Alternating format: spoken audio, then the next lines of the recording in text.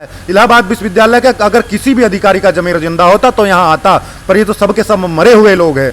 किसी और देश में देखिए तो शिक्षा को सस्ता किया जाता है, लेकिन भारत देश एकमात्र ऐसा देश है जहाँ शिक्षा को ही महंगा कर दिया जा रहा है। हम लोग गरीब तबके मजदूर के बेटे हैं, कोई राजनेता मंत्री विधायक सांसद के बेटे नहीं हैं। एक बैग 400 फीस दे देंगे ना, हमारा साल भर का खर्च है, उतने मेरे प्रोफेसर के लड़के का 1 महीने की फीस है जिस स्कूल में पढ़ते हैं। अभी की स्थिति है 1000 रुपए के लिए इनको 10 दिन पहले घर पे बोलना पड़ता है कि 1000 रुपए मुझे खर्चे के लिए दे दीजिएगा। सरकारी यूनिवर्सिटी है, अब उसमें भी फीस को 4 गुना कर दिया जा रहा है कि वहाँ से भी गरीब के बच्चे अब न पढ़ सके। और बस आते हैं और आप 15 लाख का लाई चना खा के निकल जाते, कहते हैं कि हमारे पास बजट नहीं है, फंड नहीं है। हर साथ पढ़ लेगा तो इनके घर में गाड़ी चलाने के लिए ड्राइवर नहीं मिलेगा, इनके घर में मजदूरी करने वाला मजदूर नहीं मिलेगा। बस अपने मजे के लिए, अपने आनंद के लिए, अपने ऐशो आराम के लिए, अपने वैभव की परिपाटी को बढ़ाने के लिए कुलपति महोदय सारा बजट कम कर देती है, सारा बजट खा जाती है, सारा बजट अपने ऊपर लगाती है, नई नई गाड़ियां खरीदती है और उसी में सारा पैसा चला जाता है और फाड़ देती बिल हमारे नाम से। भविष्य को भी बर्बाद करने का काम कर रहे हैं, क्योंकि ये चाहते हैं कि ये देश फिर से उस भूखे नंगों का देश हो जाए जब आज़ादी के पहले इस देश में ईस्ट इंडिया कंपनी आई थी। नमस्कार, आप देख रहे हैं अपफ्रंट न्यूज़। मैं हूं आपके साथ विपिन। इस वक्त मैं मौजूद हूं इलाहाबाद यूनिवर्सिटी में। जी हां, उसी यूनिवर्सिटी में जहां पर छात्रों की जो फीस है वो 4 गुना महंगी कर दी गई है, जिसके बाद छात्र पिछले 11 दिन से प्रदर्शन कर रहे हैं, लेकिन कोई सुनवाई नहीं हो रही है। ऐसे में देख सकते हैं कि मेरे पीछे 2 छात्र ऐसे हैं जो कि 11 दिन से आमरण अनशन पर है, लेकिन कोई इनसे बातचीत करने नहीं आ रहा है। कि आपको बता दें कि इनकी हालत जो है वो आप देख कर ही समझ सकते हैं कि कैसी है। ये लोग 11 दिन से ऐसे ही यहीं पे पड़े हुए हैं। तो ऐसे में देखिए ये छात्र हैं, ये भी इन्हों लेकर बैठे हुए हैं पोस्टर, फीस वृद्धि वापस लो, लेकिन अभी तक कोई सुनवाई नहीं हो रही है। उत्तर प्रदेश में सब कुछ सस्ता हो जाएगा, लेकिन फीस और स्वास्थ्य व्यवस्था जो है वो सस्ता नहीं होने वाली है। शिक्षा जो है वो महंगी कर दी जा रही है और दारू जो है वो सस्ती कर दी जा रही है। यही है अपने देश का भविष्य। देखिए कि दारू से देश चलता है और शिक्षा से देश नहीं चलने वाला है, इसलिए लग रहा है शिक्षा को सरकार महंगी कर दी रही है। सही कह रहे हैं ना? बताइए, शिक्षा जरूरी है या कोई और चीज़ जरूरी है? किसी और देश में देखिए तो शिक्षा को सस्ता किया जाता है, लेकिन भारत देश एकमात्र ऐसा देश है जहाँ शिक्षा को ही महंगा कर दिया जा रहा है। कहाँ से बच्चे पढ़ेंगे? शिक्षा पर जरूरी है, यहाँ पर बच्चे पढ़ेंगे। जब 400% इलाहाबाद विश्वविद्यालय में जैसे 400% फीस बढ़ा दिए एक साथ, इनको पढ़ाना ही 900 से 1000 1100 करते थे। हम लोग गरीब तबके मजदूर के बेटे हैं, कोई राजनेता मंत्री विधायक सांसद के बेटे नहीं हैं। एक बैग 400 फीस दे देंगे। यहाँ पर रूम का भाड़ा और यहाँ पर 975 रुपये देने के लिए अपने घर पर 10 दिन पहले बोलना पड़ता है पिताजी से, फिर कहीं 10 दिन बाद वो गेहूँ चावल सरसों बेच के हम लोग को पैसा देते। ये यूनिवर्सिटी है, यहाँ गरीब और मिडिल क्लास के बच्चे पढ़ते हैं, ना कि किसी अफसर के या फिर किसी कुलपति के बेटे इसमें पढ़ते हैं। आप देख से लीजिएगा कि जो भी नेता होगा, अफसर होगा, कुलपति होगा, उसके बच्चे विदेश में पढ़ते हैं, ना कि आके ऐसी जगहों पे पढ़ते हैं। यहाँ गरीब के बच्चे पढ़ते हैं। 1000 रुपए के लिए इनको 10 दिन पहले घर पे बोलना पड़ता है कि 1000 रुपए मुझे खर्चे के लिए दे दीजिएगा, है ना? जी जी जी, 10 दिन पहले बोलना पड़ता, वो अपनी गेहूँ चावल बेच देते। अगर 400% फीस बढ़ा देंगे, वो अपनी ज़मीन भी बेचना पड़ जाएगा उनको। अब ये हालत है देश का कि गरीब के जो बच्चे हैं उनको पढ़ाने के लिए उनको अपना घर द्वार भी बेचना पड़ जाएगा। उत्तर प्रदेश में शिक्षा अब इतनी महंगी होने लगी है, हर जगह प्राइवेट इंस्टीट्यूट जो है वो फीस तो मनवानी लेते हैं, लेकिन कोई कार्रवाई नहीं होती है। लेकिन जो सरकारी यूनिवर्सिटी है अब उसमें भी फीस को 4 गुना कर दिया जा रहा है कि वहाँ से भी गरीब के बच्चे अब न पढ़ सके। मेरा नाम आदर्श सिंह भदौरिया है, मैं स्नातक अंतिम वर्ष का छात्र हूँ इलाहाबाद विश्वविद्यालय से। तो फीस वृद्धि को लेकर आप यहाँ बैठे हुए हैं, तो क्या लग रहा है कि जो यूनिवर्सिटी का प्रशासन है वो आप लोगों की बात सुनने वाला है? ये बिल्कुल सुनेगा। हमने हमेशा से इलाहाबाद विश्वविद्यालय कुलपति के खिलाफ पेंट सीट बजाने का काम किया है और हमेशा से जिस भी मांगों को लेकर आमरण अनशन पर आंदोलनरत रहे हैं, हमेशा सारे आंदोलनों को हमने जीता है। और एक शेर है कि यूं ही खिलाएं सदा अंगारों में फूल, न उनकी हार नहीं न अपनी जीत नहीं, न उनकी हार नहीं न अपनी जीत नहीं। देखिए कि ये लोग अब अपनी मांग को लेकर, देश का दुर्भाग्य देखिए कि अब छात्रों को अपनी शिक्षा के लिए लड़ना पड़ रहा है। दूसरे देशों में शिक्षा को सस्ती कर दी जाती है ताकि पढ़कर देश का भविष्य आगे बने, उज्जवल हो, लेकिन भारत एकमात्र ऐसा देश है जहाँ पर शिक्षा महंगी कर दी जा रही है ताकि देश पीछे चला जाए। सही कह रहे हैं ना? देखिए एकदम सही बात है। और दीनदयाल उपाध्याय जी का एक कथन है कि शिक्षा पे सरकार का खर्च नहीं, एक भविष्य का निवेश है। शिक्षा पे जो सरकार का व्यय है उसको खर्च करके एक भविष्य के निवेश के तौर से देखा जाता है। और एकदम सही बात है कि शिक्षा समाज की रीढ़ रही है और आगे भी है और रहेगी, क्योंकि शिक्षा और तालीम से ही आदमी अपने भविष्य का, उज्ज्वल भविष्य का निर्माण करता है।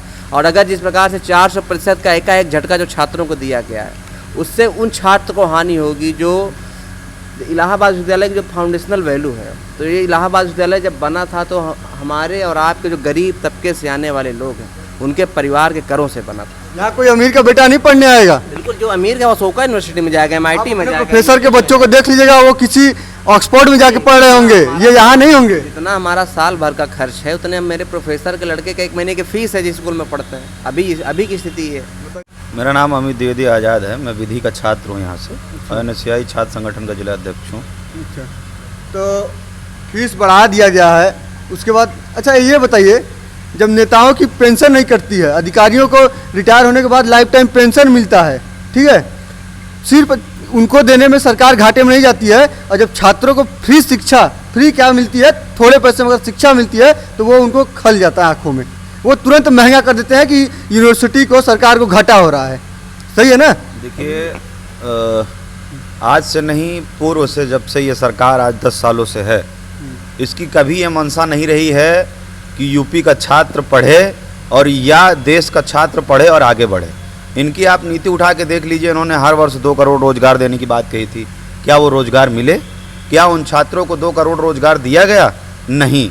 और अभी फिलहाल में ही 3-4 महीने पहले यूपी गवर्नमेंट ने अपने 4 सालों का डाटा दिया था, 4 सालों में 4.5 लाख नौकरियां। आप उसको उठा के देखेंगे तो संविदा और प्राइवेटेशन के माध्यम से। तो ये सरकार ये चाहती ही नहीं है कि विश्वविद्यालय से या कहीं से कोई छात्र निकल कर आगे आए। इलाहाबाद विश्वविद्यालय का एक अलग इतिहास रहा है। इलाहाबाद विश्वविद्यालय को पूरब का ऑक्सफोर्ड कहा जाता है। पूरब का ऑक्सफोर्ड इसलिए कहा जाता था क्योंकि ये IAS और PCS की फैक्ट्री रहा करती थी। कहीं यहीं से निकले हुए कई प्रधानमंत्री, राजनीतिक उसमें नर्सरियों से कई प्रधानमंत्री, कई राज्यपाल और कई मंत्री और विधायक और सांसद तो इतने अनगिनत हैं कि इनका हम नाम नहीं बता सकते। तो ये इलाहाबाद विश्वविद्यालय का इतिहास रहा गया है। इस गौरवमयी को इस सरकार ख़त्म करना चाहती है। आप देखेंगे छात्र संघ को बैन कर दिया गया है। छात्र संघ को क्यों बैन किया गया है, इसका कारण आप समझ लीजिए। क्योंकि छात्र नेता ही एक ऐसा नेता होता है जो सही को सही और गलत को गलत कहने से प्रमुखता से बिल्कुल घबराता नहीं। छात्र नेता ही आवाज उठाता है, कुछ भी गलत होता है सबसे पहले वही खड़ा होता है, फिर उसके पीछे लोग आते हैं। बिल्कुल। तो आप समझिए कि इन्होंने छात्र संघ को बैन कर दिया है और इलाहाबाद विश्वविद्यालय को इन्होंने छात्र संघ को बैन करने के बाद भी इनको ये पता चला कि हम हर तरह की गलत नीतियों को आगे बढ़ाते रहेंगे और ये छात्र चुप बैठेंगे। तो आप देखेंगे कि इलाहाबाद विश्वविद्यालय की एक बहुत बड़ी अच्छाई है, जब छात्रों की बात आती है तो मैं एक पैरेलल संगठन की बात नहीं करूंगा, क्योंकि कहीं ना कहीं विद्यार्थी परिषद बोलता है कि हम क्या कहते हैं, भाजपा के संगठन नहीं है। अरे साहब, मैं आपसे पूछना चाहता हूँ, शिक्षा में कोई संगठन नहीं होना चाहिए। शिक्षा सबके लिए बराबर है, सबको यहाँ एक बराबर पढ़ाया जाता है। ये नहीं पढ़ाया जाता कि आप भाजपा बने, आप कांग्रेस से बने या फिर आप सपाई बने, आपको नौकरी के लिए पढ़ाया जाता है। बिल्कुल। तो यहाँ पे सामूहिक संगठन के द्वारा ये आंदोलन चल रहा है। इलाहाबाद विश्वविद्यालय में जितने भी संगठन हैं उन तमाम संगठनों के द्वारा इस आंदोलन को चलाया जा रहा है। अखिल भारतीय विद्यार्थी परिषद इस आंदोलन का समर्थन नहीं करती है। मैं आपको बता दूं कि अभी तत्कालीन जो MHRD मिनिस्टर हैं धर्मेंद्र प्रधान जी, वो अखिल भारतीय विद्यार्थी परिषद से ही जाके आज MHRD मिनिस्टर बने हुए। तो मैं इन लोगों से कहना चाहता हूं कि आप अपने ही संगठन के व्यक्ति से इस बात को क्यों नहीं रखते हैं कि इलाहाबाद विश्वविद्यालय में फीस वृद्धि को लगातार बढ़ाया गया है। आप उठा के देख लीजिए, BC के द्वारा कहा जाता है कि 400% फीस वृद्धि जो की गई है वो किन्हीं सब्जेक्टों में है। अरे साहब, आप किन्हीं सब्जेक्टों की बात कर रहे हैं? आप इन छात्रों को दर्द को आप समझिए कि उनके माँ बाप किस तरह की खून पसीने की पढ़ाई के लिए उनका पैसा इकट्ठा करके देते हैं। उठा के देखिए ना, मैं वही कह रहा हूँ कि रोजगार मिल ही कहाँ रहा है। रोजगार जो मिल रहा है वो अग्निपथ और अग्निवीर जैसे योजनाओं के तहत मिल रहा है कि 4 महीने नौकरी करिए, 4 महीने के बाद आप घर बैठ जाइए और आपको एक बार 4 साल है, 4 साल आप नौकरी करिए, 4 साल के बाद अपने घर पे बैठ जाइए। और उसके बाद भारतीय जनता पार्टी का एक मंत्री बोलता है कि हम अपने ऑफिस में गार्ड की नौकरी देंगे। अरे तुमको शर्म आनी चाहिए। इस देश का युवा और जवान ये सोच के नहीं जाता है कि मैं गार्ड की नौकरी करूंगा। उसके दिल में एक जुनून होता है, इस भारत माता, इस धरती माता के लिए कुछ करने का एक जज्बा होता है। और उस जज्बे को ये सरकार नहीं समझ सकती है और ना ही उनकी आत्मशक्ति को समझ सकती है। वो व्यक्ति अगर सीमा पर खड़े होकर अपने दिल में गोली खा सकता है, उसके माँ बाप भूखे सो सकते हैं, उस विचारधारा से साहब जब सोचेंगे आप, तब आपको पता चलेगा कि क्या होती है गरीबी और क्या होता है जवान इस भारत देश का। क्या आपका क्या नाम है भैया? मेरा नाम इस सारस्वत नितिन भूषण है। आप क्या करते हैं? मैं इलाहाबाद विश्वविद्यालय का वैध और वर्तमान छात्र हूँ, कला संघ का अध्यक्ष NSUI। अच्छा, तो फीस वृद्धि हुई है तो फिर आप किस तरह से उसको वापस लेने की मांग कर रहे हैं और क्या आगे करेंगे कि वापस हो जाए, क्योंकि 11 दिन से आप लोगों की सुनवाई हो नहीं रही है, फिर आगे क्या प्लान करने वाले हैं? देखिए 11 दिन से नहीं, पिछले 2.5 महीने से लगातार हम आंदोलन कर रहे हैं। आमरण अनशन पे पिछले 11 दिन से भाई का चेहरा देख के लग गया, भाई की स्थिति देखने से पता चल गया है क्या चल रहा है। कुलपति महोदय ने कल निर्णय ले लिया कि हम छात्र संघ का गेट ही बंद कर देंगे। सोचिए इससे बड़ी तानाशाही की क्या बातें होगी कि ये तय करेंगे हमारा विश्वविद्यालय का गेट कब खुलेगा, कब बंद होगा। छात्र संघ जो कि छात्रों का है, छात्रों का घर है, कि वो किस समय ये गेट कब बंद करेंगे, ये निर्णय क्या कहते हैं होने वाले कौन होते हैं। यहाँ गेट बंद किया, छात्रों इतने आक्रोशित हो गए, सुबह सुबह कितने आक्रोशित हो गए कि यहाँ से एक हमारे साथी थे, उनका इतना ज़्यादा स्वास्थ्य गिर गया कि अंदर एम्बुलेंस नहीं आ पा रही थी, ताला मार दिया तानाशाही तरीके से। आक्रोशित छात्रों ने यहाँ ताला तोड़ा इस गेट का, तब जाकर अंदर एम्बुलेंस आई और क्या कहते हैं तब जाके हमारे साथी हॉस्पिटल में एडमिट हो सका। इतने इनकी चंडाल चौकड़ियों से भरा हुआ पूरा विश्वविद्यालय है, जाते हैं कुलपति की चटुकारिता और चापलूसी के उच्चतम पैमाने को माप देते हैं और बस ऐसे ही आशीर्वाद कोटे से चारों ओर बैठे हुए हैं लोग।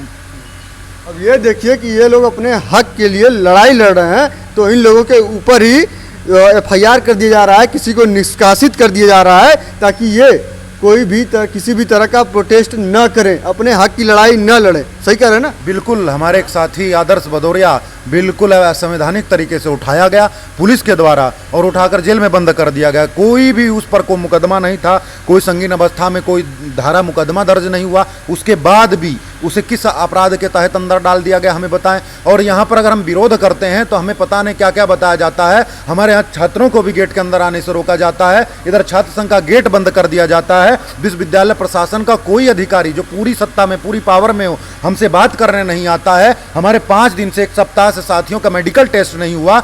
पुलिस प्रशासन और जिला प्रशासन से ऐसे मिलकर सो रहे हैं, चारों तरफ यही चल रहा है।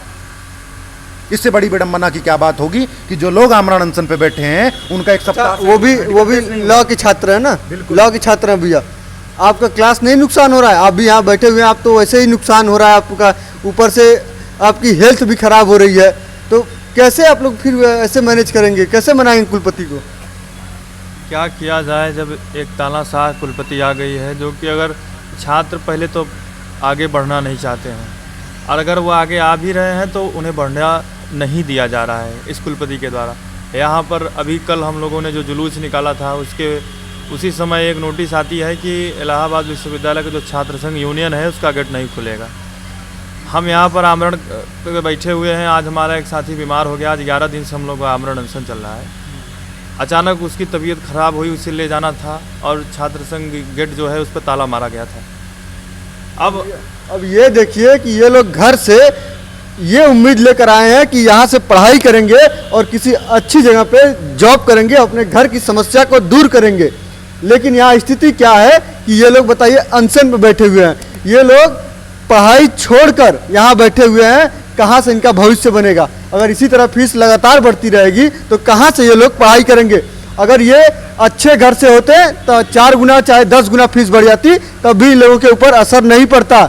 लेकिन गरीब घर से हैं, इसलिए इनके ऊपर असर पड़ेगा, इनकी पढ़ाई छूट सकती है, इसलिए ये बैठे हुए हैं। अपना क्लास छोड़कर भाई साहब यहाँ बैठे हुए हैं कि फीस को वापस ली जाए जो वृद्धि की गई है ना। बिल्कुल, और वो सुबह साल के नाबालिग जिन छोटे छोटे बच्चे हैं जिन्हें खाना पीना चाहिए, वो यहाँ पर आमरण कर रहे हैं कुलपति के विरोध में। और कुलपति से इलाहाबाद विश्वविद्यालय प्रशासन की विडंबना देखिए, कोई व्यक्ति यहाँ मिलने नहीं आता है हमसे। यहाँ चंडाल चौकड़ियों से भरा हुआ ये विश्वविद्यालय है, चटुकारिता से अलग यहाँ कुछ नहीं सूझता इनके चंडाल चौकड़ियों को। और बस आते हैं और आप 15 लाख का लाई चना खा के निकल जाते, कहते हैं कि हमारे पास बजट नहीं है, फंड नहीं है। कुलपति भवन के चारों ओर टाइल बिछ रही है, जहां पैर रखती है वो वहां टाइल बिछवा देती है। 15-15, 20-20 लाख का, 10-10 लाख का लाल चना खा जाते हैं। इतना बड़ा बड़ा बजट दिखाते हैं। 48 करोड़ रुपया पिछले बजट में मैं शायद देखा था, अगर आप निकालेंगे 48 करोड़ रुपया जीर्णोद्धार के लिए लगाया उन्होंने। ये बताइए कौन से विभाग का जीर्णोद्धार करवाया? आप संस्कृत विभाग में जाकर देखिए, ढंग से पीने के लिए वाटर कूलर नहीं है। अगर वाटर कूलर है तो प्योरीफाई नहीं करता है, ऐसा तो उनके पानी की व्यवस्था है यहाँ पर। और साथ ही साथ वहां से इतना सारा रेत पड़ता है कि मानो सारी छत नीचे गिर जाएगी। किसी दिन आप देखेंगे कि संस्कृत विभाग की छत नीचे गिर गई, आप ऐसी, और कुलपति महोदय फिर से भावभीनी श्रद्धांजलि समर्पित करेगी। ये आएगा यहाँ पर, ये समय आ गया इलाहाबाद विश्वविद्यालय में। बस अपने मजे के लिए, अपने आनंद के लिए, अपने ऐशो आराम के लिए, अपने वैभव की परिपाटी को बढ़ाने के लिए कुलपति महोदय सारा बजट कम कर देती है, सारा बजट खा जाती है, सारा बजट अपने ऊपर लगाती है, नई नई गाड़ियां खरीदती है और उसी में सारा पैसा चला जाता है और फाड़ देती बिल हमारे नाम से, छात्रों के नाम से। देखिए, छात्र इतना बड़ा आरोप लगा रहे हैं कुलपति पर। ऐसे ही नहीं, बड़े इंजीनियरों के यहाँ से, प्रोफेसरों के यहाँ से गड्डियां निकलने लगती हैं, करोड़ों रुपए निकलने लगते हैं। ऐसे में ऐसे लोगों की संपत्ति की जांच करानी चाहिए कि अगर कॉलेज यूनिवर्सिटी का पैसा आया है तो काम हुआ है कि नहीं हुआ। अगर नहीं हुआ है तो पैसा कौन खा गया है। होनी चाहिए कि नहीं जांच होनी चाहिए ऐसे लोगों की संपत्ति की? जांच भी होनी चाहिए और मैं तो सबसे पहले यही कहूंगा कि नियुक्तियों पर जांच कर दी जाए। यहाँ पर हाई कोर्ट में मुकदमा दर्ज हुआ है इन पर और सुनवाई होती रही है इनकी अवैध नियुक्ति तरीके से, और यहाँ तक ही नहीं, संसद में इनकी अवैध नियुक्तियों की आवाज उठ रही है। अभी इनके का पति जो हैं, या कह लीजिए न्यायमूर्ति, यहाँ आते हैं और विजयनगरम इलाहाबाद विश्वविद्यालय परिसर के अंदर भोज आयोजित करते हैं, जिसमें हाई कोर्ट के बहुत सारे लोग, बहुत सारे जज यहाँ पर बुलाए जाते हैं। किस लिए बुलाए जाते हैं? किसी के पास इतना मस्तिष्क नहीं है वो सोच सके क्यों बुलाए जा रहे हैं। जब इनकी नियुक्ति अवैध तरीके से, इन्हें तो त्याग पत्र दे देना चाहिए। अब तक यहाँ छात्र 11-11 दिन से आमरण अनशन पे बैठे हैं। 16 साल के नाबालिग जिन्हें खा पी के अपना शरीर बनाना चाहिए, अपने मस्तिष्क का, अपने व्यक्तित्व का निर्माण करना चाहिए, इस इलाहाबाद विश्वविद्यालय में आए, खेलना कूदना चाहिए। वो इलाहाबाद विश्वविद्यालय में कुलपति के विरोध में यहाँ आमरण अनशन पर बैठे। इससे बड़ी विडंबना की बात क्या हो सकती है, आप बताइए। देखिए कि अब छात्र इतने दिनों से प्रदर्शन कर रहे हैं, अपने हक के लिए लड़ाई लड़ रहे हैं, लेकिन कोई सुनने वाला नहीं है। अब ये देश का दुर्भाग्य कहें या उत्तर प्रदेश का दुर्भाग्य कहें, ये खुद नहीं समझ आ रहा है। योगी आदित्यनाथ जी एक तरफ बढ़ावा देते हैं कि शिक्षा को इतना बढ़ाना है कि हर घर का बच्चा पढ़ा लिखा हो जाए, लेकिन जब फीस में वृद्धि की जाएगी वो भी 4 गुना, तो कहाँ से बच्चे पढ़ाई करेंगे।